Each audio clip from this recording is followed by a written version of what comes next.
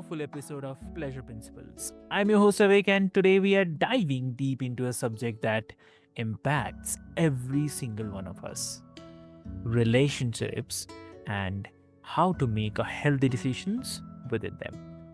Yeah. So now, whether you are single or maybe in a relationship or a situationships, married, divorced, remarried, or just trying to figure out how not to text back your ex at 2 a.m., then this episode is for you. Yeah. So, joining us today is someone who truly embodies the journey of love, growth, reinvention, and the resilience. So, please welcome Charisse Walker. So, welcome to the show, Charisse. Well, thank you for having me. Hello. Amazing, amazing, Jerry. So, before we start, I'll quickly love to introduce you to all the listeners. So, dear listeners, Cheris is an author, investor, speaker, and Emmy-nominated TV host. She's also a mom of six, a life coach, and the voice behind Unbreakable Mompreneurs. Her book, Flipping the Iceberg, dives into the deeper layers of relationships, and today she's going to help us flip our own.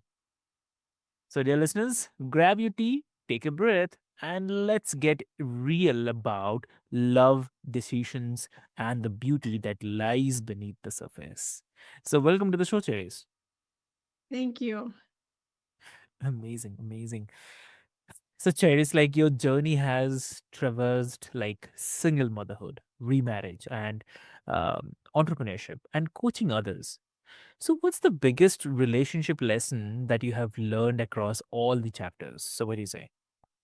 I think the biggest relationship lesson that I've learned is that you have to love yourself before you ever can consider getting into another relationship. Because if you don't love yourself, then you're not going to make the healthy decisions that you should when choosing somebody to spend your time and your life with. Hmm, got it, got it. And like, was there a pivotal moment that shifted the way you made the decisions in your personal life or the personal relationships? Yeah, when I was in my first marriage, I remember asking my mother in law, it had been, I think it was going on 14 years. And I said, I called her by name and I said, what did your son want to do when he grew up? And she Okay. thought for a minute and she goes, I don't know. And I said, isn't it interesting that, 13, Yeah. 14 years later into this marriage, she still doesn't know? Mhm. She goes, I'm sorry, Charisse. And it was at that point that I realized that, and being diagnosed with MS in a doctor's office, that something was going to have to change in my life, in my children's life, and in my marriage because it was literally taking me down and soon to kill me. My body was shutting down. And so I realized that it's not okay. And then fast forward, we separated for quite a long time. And about 6 or 7 months later, we went to our first counseling session.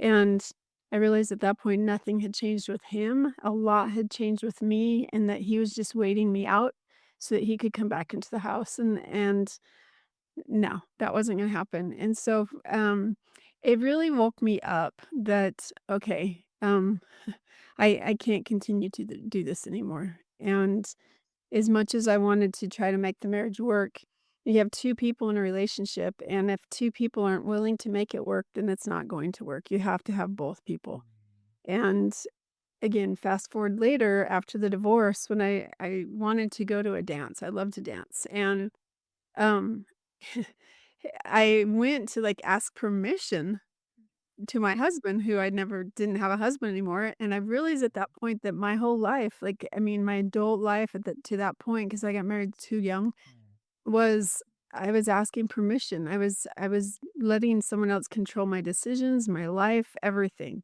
and I realized I have freedom now, and I get to choose who I am. I get to choose who I choose to spend my time with, and I'm not beholden to anybody. If I wanna be with them, it's because I want to be with them, not because I feel like I have to be. And so, I mean, there's a lot of aha wake up moments, but those are a few of them. Mm, okay, okay. So, Lovely. And like I think that a lot of us try to kind of logic our way through love, but your story actually reminds me that some of the deepest lessons come from learning into discomfort and trusting what unfolds. So that's really powerful. Yeah. Mhm. I like that, learning the discomfort. That's very, very true. Yeah. Yeah, exactly. And then like your book, Flipping the Iceberg, it talks about discovering what lies beneath the surface in the relationships. So what do you think most people miss before saying I do? So, aside from the self-love part, like, you really truly need to know who you are and what you want, and, making sure that for me, I was super codependent, and I didn't even know that I was codependent, but I was. I was very codependent, and so when you are where you feel like you have to have somebody else by your side all the time, you are willing to forego that intuition that you hear. Um, I was literally on my wedding day. I heard a voice say, "Charisse, get up and run." And I looked around and I'm like, "Who's around?" Like nobody's around me. Who was that? And I know exactly it was God. I know that I was being told this isn't the right decision, and I knew it all along, but I didn't know what a commitment was at that point. I'm embarrassed to say that, but I really didn't. I was 19, and, um, Yeah. every other relationship, my dad had always said, "You should always continue to date until you're Mm. engaged." And so I think that people really truly need to know who they are, but the next step is once they feel like, "Okay, I can be healthy," they need to understand that the icebergs, the traumas that they experienced are like icebergs, and if they don't flip them, they're not gonna know what it affected him. But let's fast forward to part 2 of the book, and I don't feel like, many people really take the time to have those hard conversations when they're dating because it's awkward, because they don't wanna get in a fight, because they don't even know what they don't know. And so, being willing to ask those hard questions and have those conversations that are gonna be uncomfortable, that is key, because if you don't know how to communicate, if you don't know how to problem solve, if you don't know how to do conflict resolution, your relationship is I don't wanna say doomed, but Mm. it's gonna have a lot of work ahead. Mm. True. I agree. I agree. Like, I mean, if someone's already married and realizing that there were things they missed, what now? So, Mhm. how do they begin that deeper discovery process? What do you say? Great question. So I'm actually working on part 2. It's the after the I Okay. do. Okay. Okay. And really, this is a tough one because, I was actually watching this old movie last night. I didn't finish it. It was kinda boring, but, it had Carol Burnett and Alan Alda in it, and they're going for a hike. There's these 3 best friends, and this one guy Alan says, "Oh, my wife, I can't believe I get to wake up to her every single day, and I love her more today than I even did yesterday, and I can't imagine that could ever have been the case." And his friend said, "Wow, I've never had that in my marriage." He goes, "She doesn't excite me, she doesn't spark me, she doesn't do anything." And so he ends up leaving her. And um, I thought about that because I felt the word I've started using is trapped, and I don't try to take that lightly, but trapped is something where you feel like you're stuck and you don't know how to get out. So, a good example was somebody very near and dear to me that I love. She was in a relationship with her husband where both of them did things they shouldn't have done. Both of them were not innocent, but they both wanted to work it out. And so they went off for hours and they just had this heart to heart conversation, said, "Let's put it all out on the table. Let's figure this out. And I want it to work, do you?" And both of them said yes. And so they were able to recreate that relationship and they worked. And there's probably one of the tightest couples I know now. Right. And I mean, it took time, but I think selfishness is such a big thing now where it's, "Oh, I'm over you," or "We've grown apart." Okay, we'll get back together, you know? Mm. There's a reason you married him in the first place, and maybe we need to start there. Why did you marry them? Yeah. What was the reason? If there was a wrong reason, like in my relationship, I used to blame my husband or the ex for a lot of stuff, but when I started writing the book, I realized I was very guilty of a lot of things, and, there's things in my childhood that affected me so deeply, and I had no clue, how deep it was, and that affected my relationship, and so it's like, okay, you have to be willing to be authentic and vulnerable. So I wish that I would have gone to this person and said, "Here's how I'm feeling, here's where I'm at, here's what I've done, um, and I want this to work." But again, there's a much as Paul Harvey says, there's the rest of the story, and as much as I wanted that to happen, and I did really try, it you have to have 2 people. Mhm. So, Exactly. when you're married, you've gotta be able to come together, and I almost envision it like knee to knee and just put it all Mm. out there. Understood. Understood. That idea of beginning again inside the relationship, it feels so counterintuitive in a world where kind of we are told to walk away. Yeah. Yeah, so I love actually how you are inviting people to dive, I mean, dig deeper inside of, um, instead of kind of giving up. So yeah, Mhm. Yep.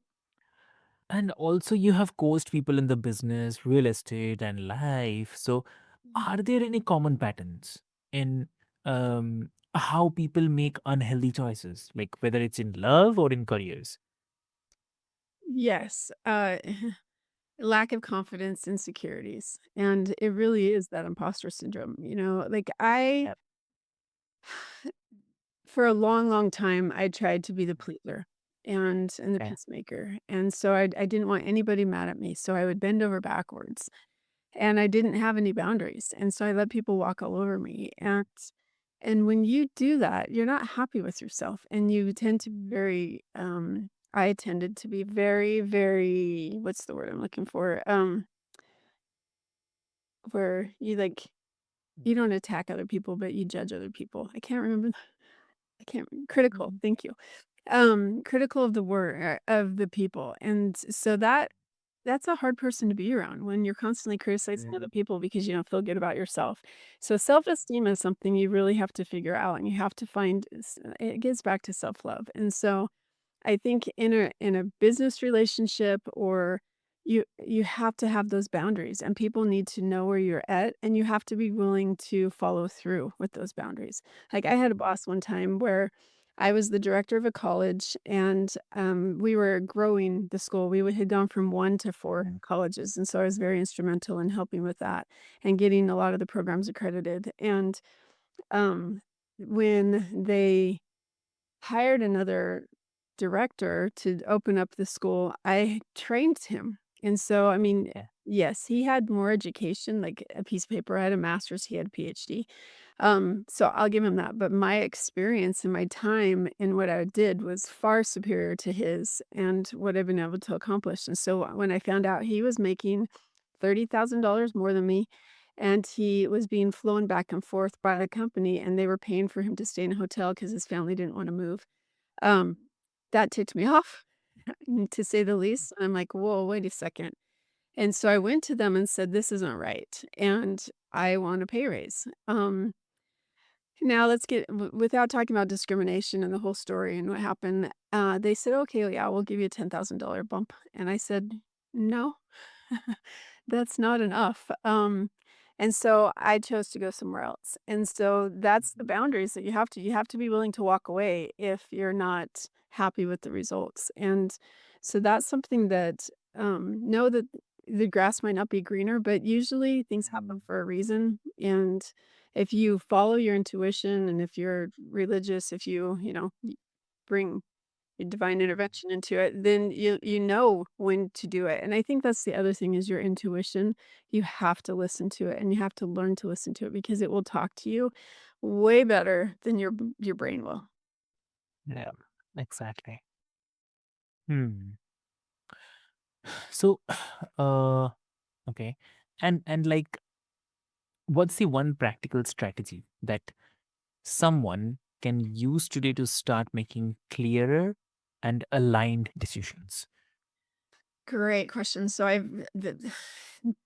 my book, Flipping and Iceberg are acronyms. So flipping is the acronym for self-healing. So F stands for finding your iceberg. So you need to figure out what because we all have those. Like, if I were to ask you, what are some childhood memories that stick out to you that were a little traumatic? And I'm not gonna ask you to tell me, right? But you could probably think of a few, right?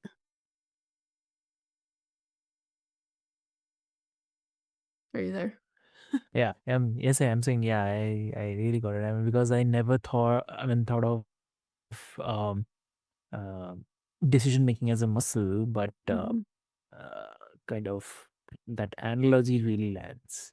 Yeah. The reps that we do daily, um, uh, I mean, uh, to shape like how we show everywhere in the love, business, effort, anywhere. So, Yeah. yeah.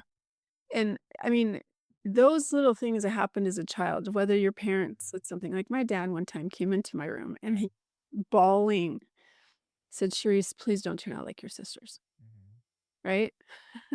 Well, Uh, okay, dad, yeah, I'm going to because I want to see you hurt and cry even more.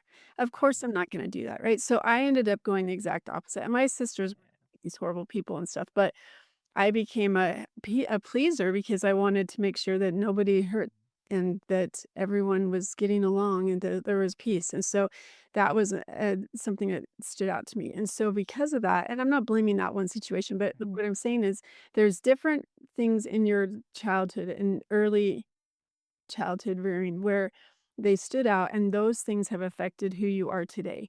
And so good or bad, if you focus on some of those bad, okay, I am insecure because blah. And if you can figure out, okay, how did this iceberg affect me? That's how you find the iceberg. How can I heal from that? How can I fix that? How can I maybe go and approach the person that hurt you so badly? Like my daughter in seventh grade, a boy called her ugly. And so for 5 years, she believed she was ugly. And she wanted, she just she wanted to hide, and so then she graduates and she cuts her hair and her entire confidence level completely changed. She felt, "Oh, I am beautiful and I do have things to offer." And so if we can figure out what our icebergs are and heal from those or face them and say, "You're not going to take me anymore," that's probably the first step that you could start. Very truly said, I have to say. Very, very true. And um and like a bit of contradiction, but it's not. But some people say that love should be unconditional, and others argue that love with conditions, aka kind of boundaries, is healthier.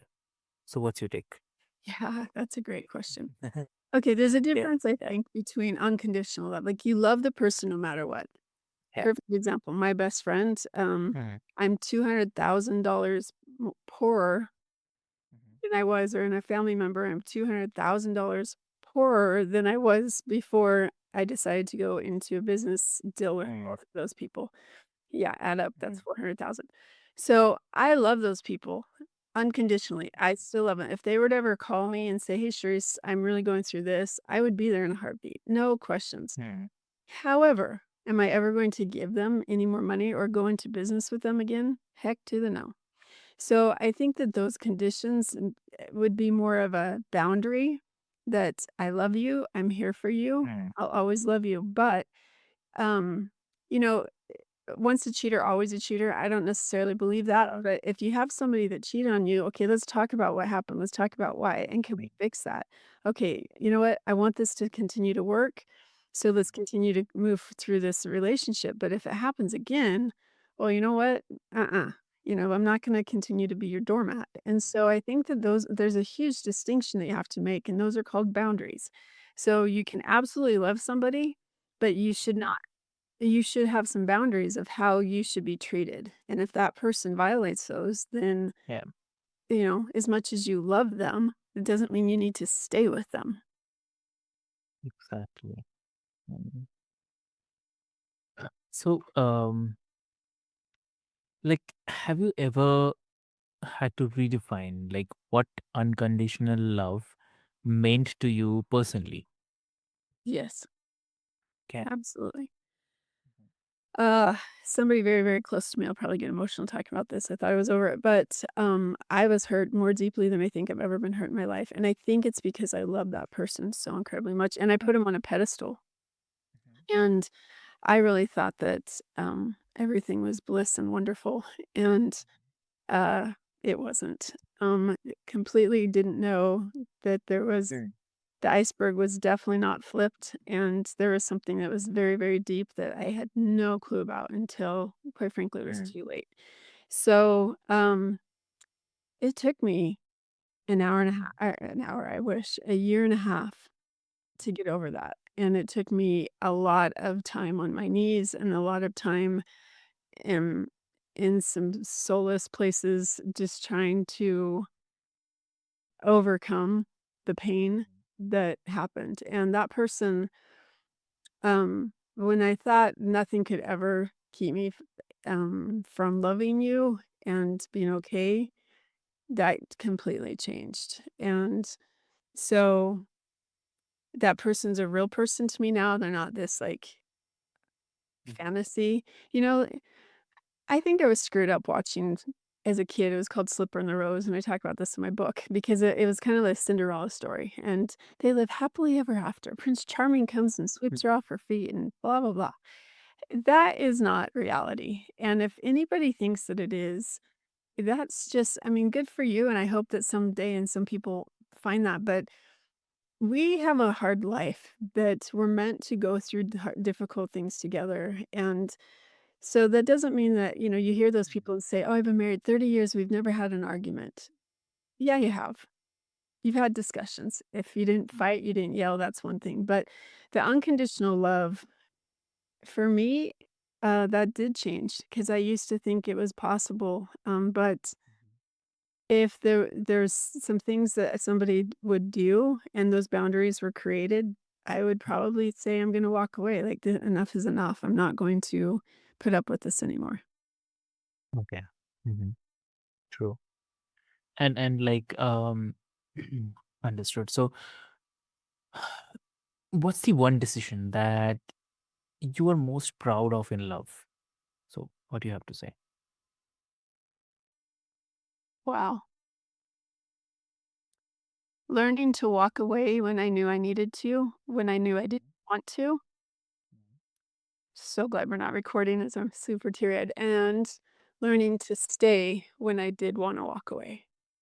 Those, I think, are the 2 most proud because both times were very, very difficult, and, uh, following, again, that intuition, knowing when it was time to leave and when it was not time to leave, I guess, 2 different relationships, both very, very difficult, so I think those are my most proud of because I stayed and I fought and, Mhm.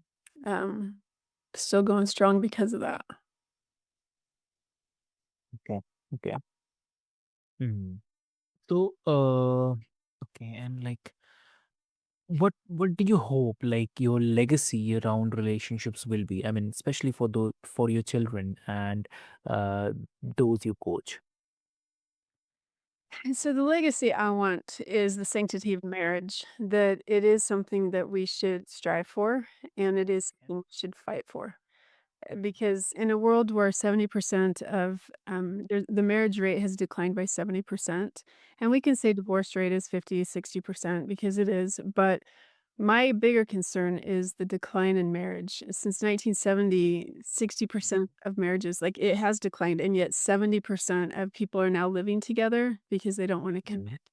And my son's one of those. And it's like, why? What are you afraid to commit to? Like you're living together, you're acting like you're married, so what are you afraid to commit to? So if I could help people realize the sanctity of marriage and that it is worth fighting for, and it is a beautiful thing because you have a partnership that you can help grow and collaborate. And so I really my legacy would be that I help people and I save marriages before the I Yeah. do and after the I do. Exactly. So, okay, that's really lovely. That gave me the chills because it's a gift when uh someone shares not just their triumphs but the the wounds they have chosen to honor. So that's what makes this conversation unforgettable. So this is one of those soul stirring conversations that what I shall say. Like that make someone want to call your therapist, your ex, your future partner, and most importantly, yourself. So, Cherish, like, thank you so much for bringing so much honesty, clarity, and depth to the way that we talk about love and decisions. Thank you. Thank you so much for having me, and I really enjoyed this conversation, so thank you. Lovely, lovely. And for everyone who is listening, or maybe you will be listening, take a moment today to check in with your own relationship compass.